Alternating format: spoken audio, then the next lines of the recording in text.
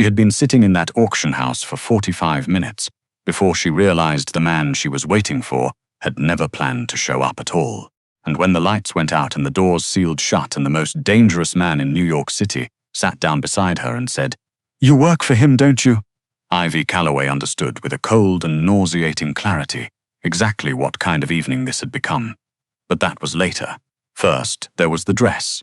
Ivy had bought it 3 weeks ago on a Tuesday, during her lunch break, which she never took, from a boutique on West 23rd that she had walked past 100 times without going in. It was burgundy silk crepe with a wrap front and a bias cut that her co-worker Dana had once described, in a different context, as forgiving in all the right places. At a size 18, Ivy had spent most of her adult life translating the fashion industry's language of euphemism. Forgiving, flattering, structured, words that meant, we made this for women who should be grateful it exists at all. She had tried the dress on anyway, and for 11 minutes in a fitting room that smelled of cedar and other women's perfume, Ivy Calloway had looked at herself in the mirror and felt, without apology, beautiful. The dress cost $340. She made $52,000 a year doing forensic bookkeeping for a mid-size property management firm in Midtown. She bought it anyway. She'd bought it for tonight. His name was Bennett Ashcroft. He'd found her on a boutique matchmaking app, the kind that required a LinkedIn profile and 2 professional references and charged $200 a month, which she had justified to herself as an investment in not wasting her time on men who lied about their height. Bennett had messaged her first, which almost never happened. He was 40, a private equity consultant, recently relocated from Boston. His profile photo showed a man with an easy smile and the kind of jaw that suggested he had opinions about single malt scotch. He had texted her every morning for 3 weeks. He had asked thoughtful questions about her work. He had remembered, unprompted, that she hated cilantro. He had suggested the Whitmore Gallery as their meeting place. Not a restaurant, but a private auction preview for members and their guests, he'd explained. Intimate. Impressive. The kind of place that required your name at the door. He had put her name on the list himself. At 7 p.m., Ivy had walked into the Whitmore Gallery on East 70th Street, wearing the burgundy dress, low heels she could actually walk in, and the specific brand of hope that a woman allows herself only when she has been disappointed enough times to know better and hasn't yet learned her lesson. The space was stunning. A converted townhouse, 5 floors of pre-war molding and gallery lighting, filled tonight with maybe 60 people sipping champagne in front of canvases that cost more than her apartment. A young woman at the front desk had found her name. She'd been handed a glass of sparkling water and directed to the main salon on the 2nd floor, where Bennett had said he would meet her. She had waited in the main salon. At 7:20, she checked her phone. Nothing. At 7:35, she sent a text. Just arrived, upstairs in the main salon. Hope you're close. The message showed as delivered, not read. At 7:50, a gallery staff member, a young man in a black turtleneck whose name tag said Oliver, had drifted past for the 3rd time and asked, with that particular brand of courteous pity she was becoming fluent in, whether she could get her anything. She had asked for a second water. She had not asked for his sympathy, but she received that too. At 8 p.m. she called Bennett's number. It rang 4 times and went to voicemail. Ivy stood at the tall window at the end of the salon, looking down at East 70th Street, and did a very quiet, very private calculation. She had worn Spanx tonight. She had gotten a blowout this morning, $65 at the place on Amsterdam that she could not really afford, and she had skipped dinner because she'd been too nervous to eat. She had left work 40 minutes early, which she never did, and had paid for a cab across town instead of taking the subway, which she also never did. She had done all of this for a man who, at 8 o'clock on a Thursday evening, had not even bothered to read her text message. Ivy Calloway did not cry. She was 31 years old, and she had done her crying in better-equipped bathrooms than this one. What she felt instead was something quieter and more corrosive. The specific humiliation of having been foolish enough to try. She picked up her clutch. She would go downstairs, thank the woman at the front desk for a lovely evening that had not occurred, and eat a sandwich over her kitchen sink like a person with actual dignity. She was 3 steps toward the staircase when the lights went out. Not a flicker, not a power surge. The gallery went dark from the top floor down, a deliberate, sequential blackout that moved through the building like a hand drawing a curtain. The emergency lighting clicked on immediately, casting the salon in a dim amber wash that made everything look like the inside of a developing photograph. Around her, Ivy heard the collective intake of 60 people realizing simultaneously that something was wrong. Then the front doors sealed. She heard them before she saw anything. A resonant mechanical thud from the ground floor, the sound of magnetic locks engaging, followed by the very specific quality of silence that falls over a room full of wealthy people who have just understood that they are not in control. The murmuring started. Then the movement, bodies shifting toward the staircase, toward the exits, toward each other. Ivy didn't move. She stood very still by the window, her clutch held in both hands, and watched the staircase with the same deliberate calm she used when a client's ledger didn't balance, and she was deciding where to look first. 4 men came up the stairs. They moved in the kind of coordinated formation that spoke not of military training exactly, but of something older and more specific. The practiced geometry of men who had done this before in other rooms and had never needed to hurry. The man behind them was not hurrying either. He was tall, not in the way that registered as height first, but in the way that registered as presence, the way a room adjusts around certain people without their having to ask. He wore a charcoal suit that fit him with the indifference of a man who had stopped thinking about how he looked in clothes. Sometime in the previous decade, his hair was dark, cut close at the sides, and there was a scar, thin, old, along the left side of his jaw that he had clearly never bothered to explain to anyone. He looked to be somewhere in his early 40s, though the grey at his temples and the cold economy of his face made the number feel irrelevant. His eyes moved through the room like a man reading a spreadsheet. Row by row, efficient, thorough. Ivy knew who he was. She did forensic bookkeeping for a living. She spent her days tracing money through shell corporations and numbered accounts and LLCs that existed solely on paper. She had, in the course of her career, developed a very clear picture of which names appeared repeatedly at the end of very long paper trails. The names that were never on anything directly, but were somehow always there if you knew how to look. Silas Varro. The name appeared in property records all over the 5 boroughs, buried 3 or 4 entities deep.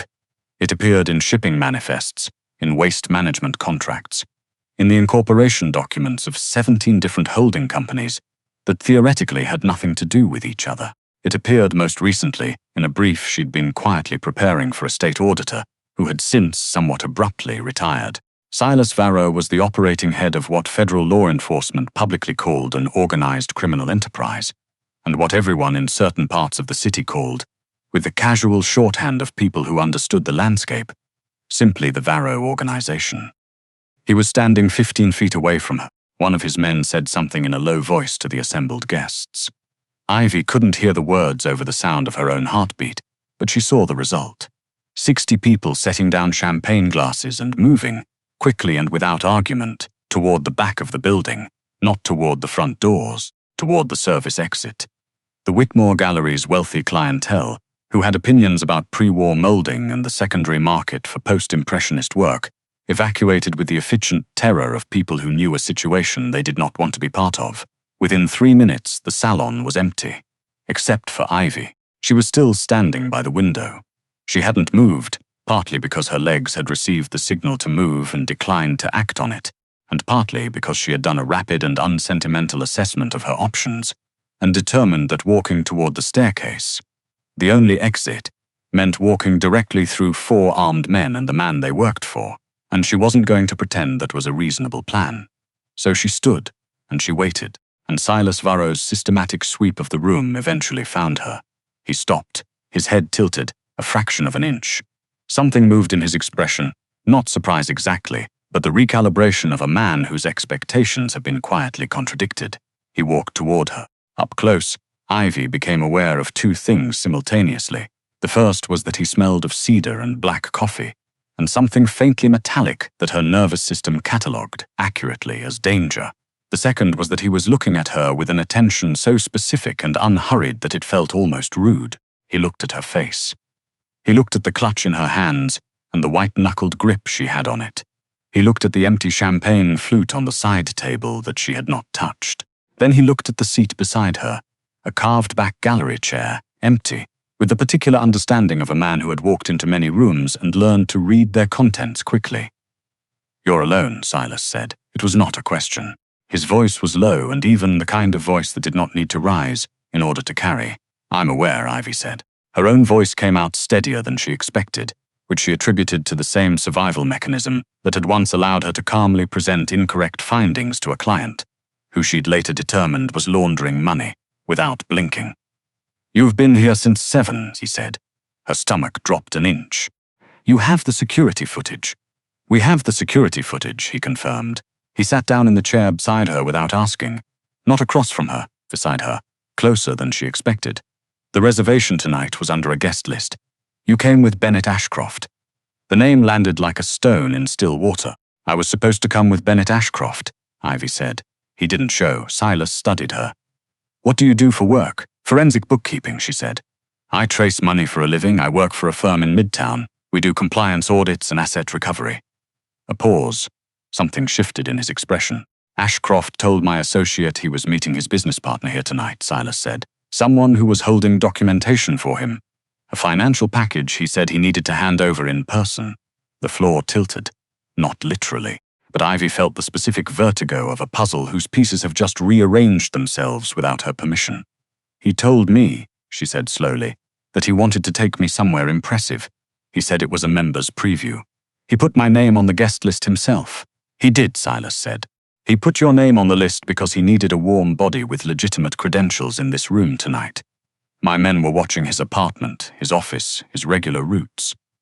He couldn't bring anything here himself without us knowing, so he needed someone else to carry it in." Ivy stared at him. 3 weeks of good morning texts. 3 weeks of "I love a woman who can hold a conversation, and you seem like someone who actually pays attention," and asking if she'd eaten. 3 weeks of performing interest in her with the sustained, practiced attention of a man who was very, very good at his job. She had been the cover story.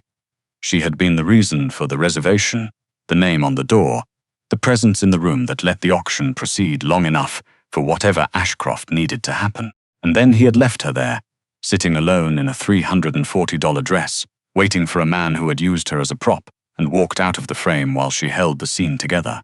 Ivy became aware, distantly, that her hands had stopped shaking. What replaced the shaking was something harder and significantly less polite. 3 weeks, she said. Her voice had gone very quiet. He texted me every single morning for 3 weeks. He asked me what I was reading.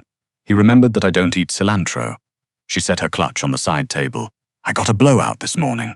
I paid $65 for a blowout for a man who used me as a placeholder so he could move money past your people while I sat here waiting for him to walk through the door."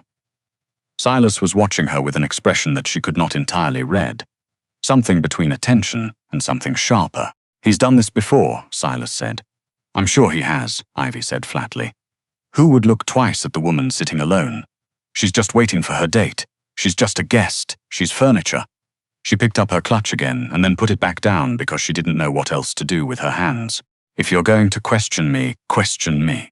I'll tell you everything I know, which is nothing, because I didn't know he was your accountant. I thought he was a private equity consultant who was mildly too good-looking for someone who messaged me first, and now I understand why." The silence in the room had a different quality than before. One of Silas's men, older, heavyset, with a scar through his left eyebrow, had moved up beside them. At some point he spoke quietly. "Boss, she's clean. This is a dead end. We should move before." "I heard you, Marco," Silas said, without taking his eyes off Ivy. He was still looking at her with that specific, unsettling attention. She had expected him to look through her, the way most people in rooms like this did. The wealthy, the powerful, the people whose gaze moved past you to the next more relevant thing. He was not doing that. He was looking at her the way she looked at ledgers. Like there was something here worth understanding, and he was not going to move on until he did. "Ashcroft didn't go to JFK or Newark," Silas said. "My people checked 20 minutes ago. He left this building at 6:15 and got into a car we haven't traced yet." His voice remained even, but there was something underneath it, a current. "He also sent you something last week, a file." Ivy blinked. "He sent me 3 things last week," she said. "A restaurant recommendation, a playlist, and she stopped, "a PDF. He said it was a private catalog of the pieces being auctioned tonight. He said members got an early preview PDF and he'd forwarded it to me so I'd know what to look for." The man with the scarred eyebrow said something in Italian, fast and low. Silas was already on his feet. "Your phone," he said. "I have a PIN. I'm not asking you to unlock it," he said. He crouched down to her eye level, which was unexpected and somehow more alarming than if he'd loomed. His grey eyes were very direct. "I'm asking if the file is on it. It should be," Ivy said. "I downloaded it Tuesday." I barely looked at it. It was 40 pages of provenance documentation for paintings I've never heard of. "It wasn't provenance documentation," Silas said. The room was very quiet. "He embedded a financial package inside a PDF," Silas continued, his voice low and deliberately, even in a way that suggested the deliberateness was doing a great deal of work. "My organization's offshore account structure, account numbers, routing codes, the documentation to drain 8 figures in 48 hours. He paused. "He put it on your phone because he knew we were watching his. He knew we'd sweep this building. He knew we'd find him if he carried anything physical. But he could send a woman he'd spent 3 weeks befriending a PDF that looked like auction notes, and she'd walk it right through the door for him." Ivy was quiet for a long moment. "He was going to sell it," she said. "To someone else. He already has a buyer," Silas said. "We intercepted a communication this afternoon. He's planning to hand over access tonight. Remotely, once he's out of the city, using the copy he put on your phone as the delivery mechanism." Ivy looked at the phone in her clutch. Then she looked at Silas Varro, head of the Varro organization, currently crouched to her eye level in a darkened gallery on East 70th Street, waiting for her to make a decision. "What do you need?" she said. Something moved across his face that she couldn't name. "I need you to call him," Silas said. It took Bennett Ashcroft 4 calls to pick up. When he did, he sounded slightly out of breath, which she catalogued without expression. "Ivy." His voice shifted into the warm, practiced register she now recognized as a performance.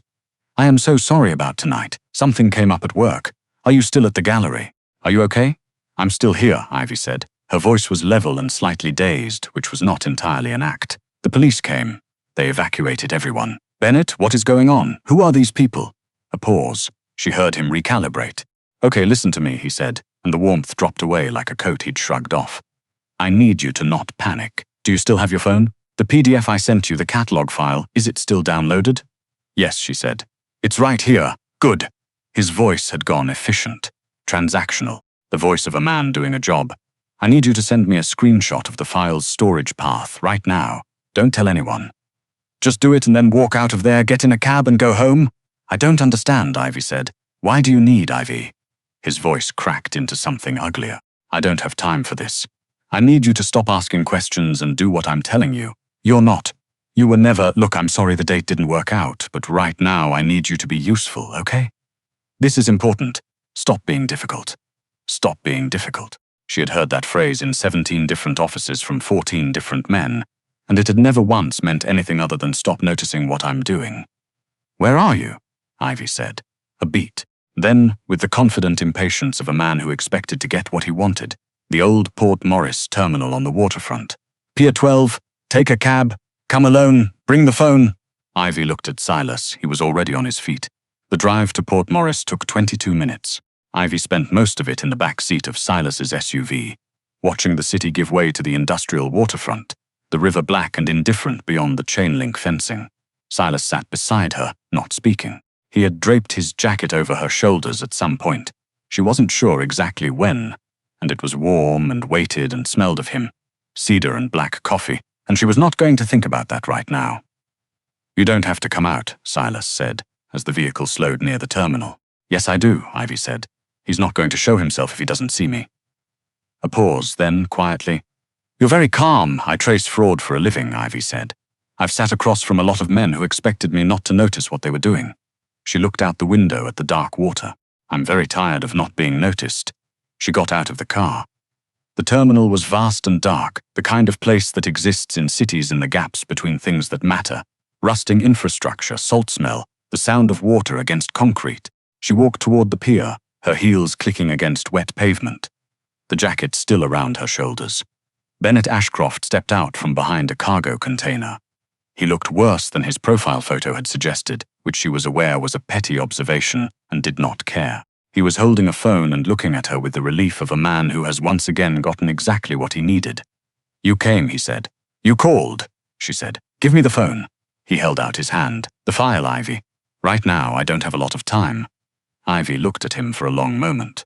She thought about the blowout, the dress, $65 and 3 weeks of performed interest, and being asked whether she'd had dinner by a man who was scheduling her like a package delivery. You put files on my phone, she said.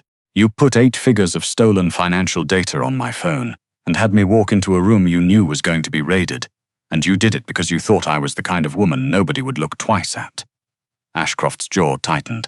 Ivy, was I right? She said. Is that why? You're really going to do this right now? The warmth had gone entirely. What was left was contempt, unguarded, the face he'd been wearing underneath the good morning texts all along. You're a plus-size bookkeeper from Midtown. You were nobody. You were easy. I'm sorry if that's not what you wanted to hear, but I needed someone invisible, and you were perfect for it, okay? Now give me the... She's not nobody. The voice came from behind her, low and resonant and entirely unhurried. Ashcroft's face went the specific color of a man watching something terrible materialize from fog. Silas Varro walked into the light. Behind him, Marco and 5 other men spread out in a quiet geometric formation across the pier. Professionally, Ivy noted the angles. He had given her a wide berth on the left. She had exactly enough room to step back without being in anyone's way. She stepped back. Silas stopped beside her. His hand settled at the small of her back, not grabbing, not constraining, just present. The way a fact is present, the way a door being open is a fact. Ashcroft's phone hit the ground. His hands went up. Mr. Varro, he said, his voice disassembling rapidly. Mr. Varro, I can explain. This was the Saldano family. They came to me. I didn't have a choice. You had her carry it, Silas said, quietly. Precisely. You spent 3 weeks making her feel seen so she wouldn't question a file on her phone. He did not raise his voice. He did not need to. You made her the delivery mechanism, and you put her in that room knowing she was going to be standing there when we walked in. Ashcroft was crying now. Ivy found she felt nothing about that. Silas looked down at her. In the halogen light of the pier, with water and fog behind him, and the jacket still around her shoulders, there was something in his face she had not expected from a man described by 3 federal reports as remorseless. Something attentive and present and specific, like the look of a man who has been in many dark places and is, at this particular moment, looking at something else entirely. He lives or he doesn't, Silas said quietly. That's yours. She had never been handed something like that before. The weight of it was real. Ivy looked at Bennett Ashcroft, sniveling in the wet dark of a pier he'd used her to reach. She thought about the dress, the blowout, the 11 minutes in the fitting room mirror when she had felt, without apology, worth seeing. Take out the trash, she said. Marco moved. Ashcroft's screaming faded into the distance, toward the water and the dark, and then silence came back to the pier the way it does when rooms are finally cleaned. Silas turned toward her. He reached out and adjusted the collar of his jacket around her shoulders, a small, practical gesture that had no reason to feel as significant as it did. I'd like to know, he said. Who told you that you were invisible? Ivy looked up at him. The wind off the river pushed her hair sideways. She didn't fix it. Everyone, she said, for a very long time. He looked at her for a long moment with the same thoroughness he'd brought to everything else. They were wrong, he said simply, and I am going to spend a considerable amount of time ensuring that no one makes that mistake again. She didn't say anything. She didn't have to. Later, much later, in a penthouse with floor-to-ceiling windows that looked out over the river they had just left behind, Ivy Calloway sat with a glass of bourbon she'd actually chosen herself and thought about what it felt like to take up a room. Not apologetically, not invisibly, not as a prop or a placeholder or a warm body with a useful credential, just as herself. Ivy Calloway, forensic accountant, size $1865 blowout, burgundy dress, worth every penny she had ever spent on herself. Outside, the city moved through its ordinary darkness, and for the first time in a long time she let it.